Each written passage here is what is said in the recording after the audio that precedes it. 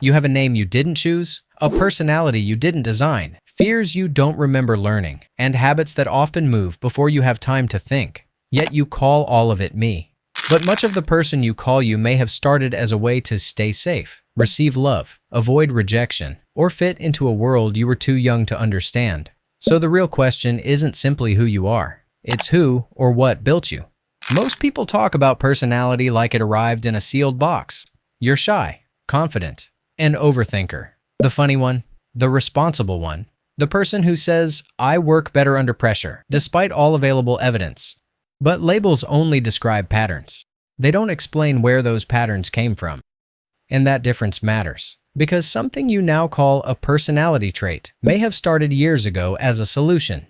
To understand why you are you, we have to separate what you arrived with, what your environment encouraged, what repetition turned into habit, and what memory eventually taught you to call yourself. You did not arrive as a blank page. Babies differ before they can speak or develop suspiciously strong opinions about morning routines.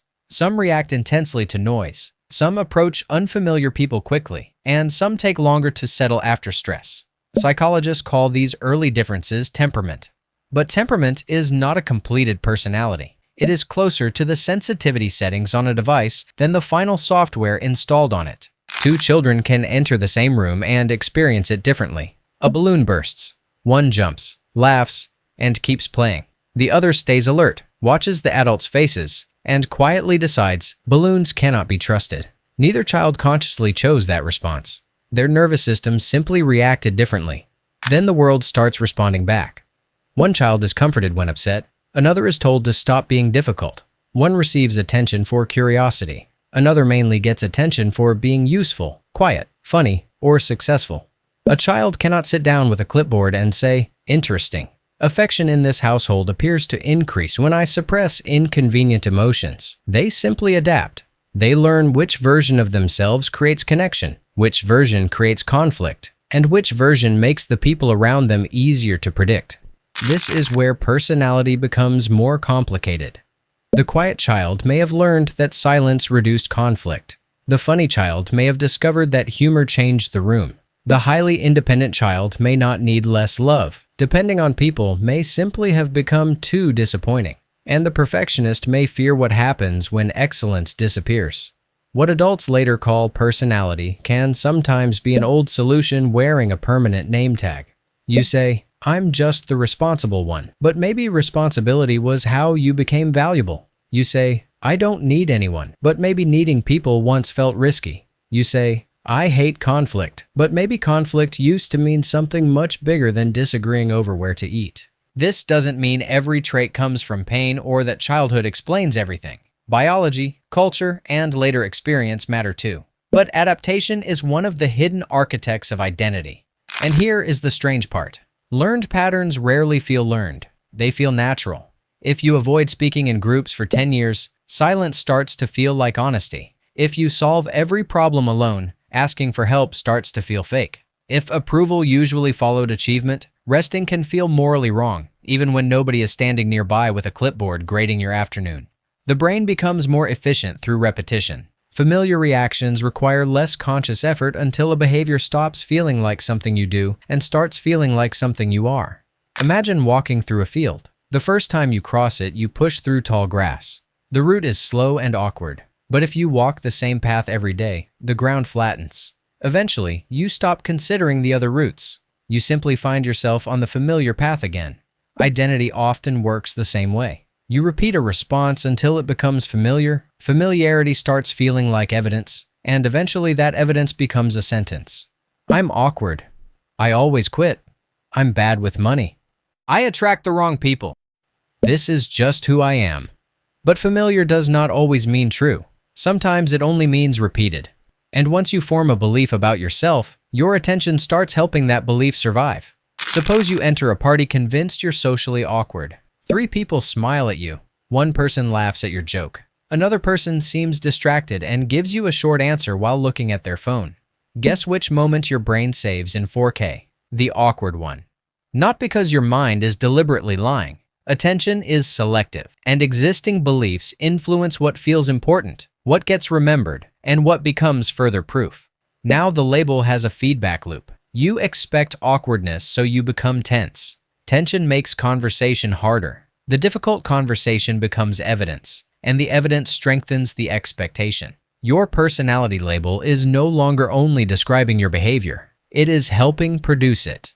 This is why telling someone to just be confident is about as useful as telling someone with no map to just know where you're going. Confidence is not a button hidden behind the ear. It is partly an expectation built from previous experience. If your mind predicts embarrassment, your body can begin preparing before the conversation starts. You are not broken. Your brain is trying to predict what happens next. The problem is that an old prediction can keep running after the situation that created it has changed. But identity gets stranger still, because the evidence you use to explain yourself comes largely from memory, and memory is not a perfect recording. Your brain does not store every experience as an untouched video file. Remembering is reconstructive. Real details can remain, but memories are rebuilt from pieces and influenced by emotion, later knowledge, and the meaning you give the event. That does not mean your memories are fake. It means memory is closer to an editor than a security camera. And like any editor, it has preferences. Two people can experience similar failures and build completely different stories from them. One concludes, I survived something difficult. The other concludes, I should never risk looking foolish again. Same storm. One person builds an umbrella. The other builds a bunker. The event matters, but so does the meaning attached to it. Over time, your mind builds a story with a main character. It highlights certain scenes, repeats certain themes, and quietly leaves other evidence on the cutting room floor. I was always the overlooked one. I have always been strong. People never stay. I'm the person who fixes everything. Once that story becomes stable, you protect its continuity. A predictable identity can feel safer than an uncertain possibility, even when the identity is painful. If you have always been the independent one, loneliness may hurt, but at least you know the role. Allowing someone to help you means entering a scene you have never rehearsed. If you have always been the helpful one, setting a boundary does not only change one conversation, it challenges the story of what makes you valuable. If you have always considered yourself undisciplined, following through for several weeks may create a strangely uncomfortable response. Instead of thinking, maybe I've changed, part of you thinks, don't worry, I'll probably ruin this soon. The mind is often less interested in making you happy than in making your experience coherent. Identity is also social. Other people do not only know you, they learn how to organize themselves around you. If you are always the calm one, someone else gets to be chaotic.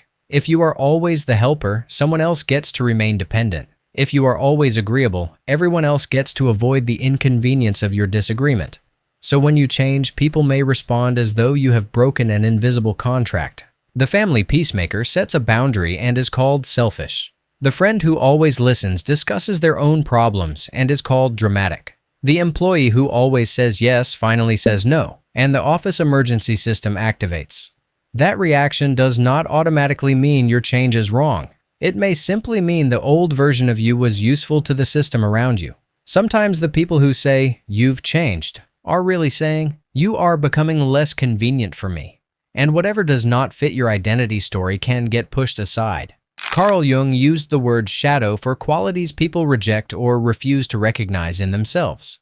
It is a psychological and philosophical framework, not a proven map of the brain, but it describes something many people recognize.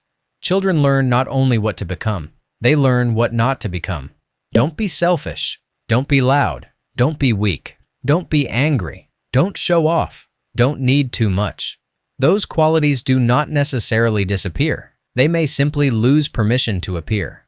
Later, you meet someone who is loud, ambitious, emotional, demanding, relaxed, or openly proud, and your reaction feels much stronger than the situation seems to deserve. Sometimes that person is genuinely behaving badly. Sometimes an annoying person is simply annoying. Psychology does not require us to pretend otherwise. But sometimes that person is displaying a freedom you never gave yourself. The confident person feels arrogant because confidence was forbidden. The relaxed person feels lazy because your value depended on constant effort. The emotional person feels dramatic because you survived by staying controlled. Your reaction says, people should not be allowed to act like that. A deeper question is, who taught me that I was not allowed to act like that? Sometimes the person who irritates you is standing in territory you once marked as forbidden. And now we reach one of the strangest traps in personal change: authenticity. People love saying, just be yourself. But which self? The automatic self shaped by rewards, fear, repetition, and memory? The self that avoids conflict, never asks for help, or hides ambition so nobody feels threatened? If a behavior is old, it feels natural. If it is new, it often feels awkward. So when you begin setting boundaries, speaking more honestly, resting without earning it, or allowing another person to support you, part of your mind may immediately object. This is fake. This isn't me. Who do you think you are? Apparently, the internal committee has concerns. But new behavior often feels fake before it feels familiar. The feeling, this isn't me, is not always proof that something is inauthentic. Sometimes it is only proof that it is unpracticed. That changes the meaning of discomfort. Discomfort is not automatically a warning to stop. It can be the feeling of behaving outside an old prediction. Of course, insight alone does not create a new identity. You can understand your childhood, highlight 50 psychology books, save 17 motivational videos, and still repeat the same pattern before lunch. Because a new identity needs evidence, not just intention. Your mind updates through experience. You say no, and the relationship survives.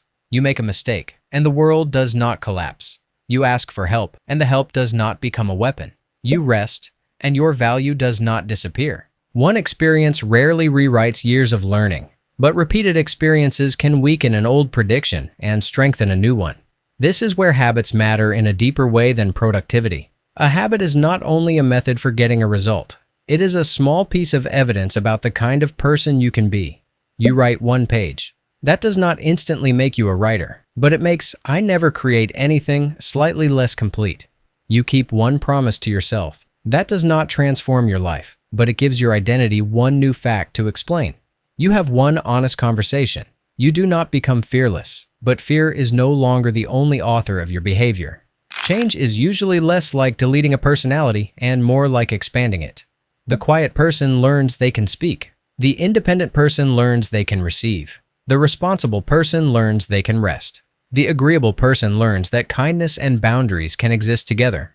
And the parts that protected you do not need to be hated. The younger version of you was not stupid for adapting. That version had limited information, limited power, and a strong need for connection. It was trying to make a confusing world more predictable. Healing may not mean destroying your old personality. It may mean recognizing what it was trying to do, thanking it for protecting you, and deciding it no longer has to run every meeting. So why are you you? Partly because of what you arrived with, partly because of what your environment encouraged, ignored, punished, or needed. Partly because repeated responses became efficient. Partly because memory turned experience into a story. And partly because you kept living as though that story was a complete description of what was possible. You cannot choose every feeling, erase every influence, or rebuild yourself overnight. But you can notice a pattern sooner. You can change the environment that keeps rewarding it. You can practice a different response long enough for it to stop feeling impossible. You did not choose your name, your first fears, the home that shaped you, or many of the lessons that became your identity. But once you can see how the person called you was assembled, that person stops being a complete mystery. You may not have chosen who you became, but you can choose what you keep becoming.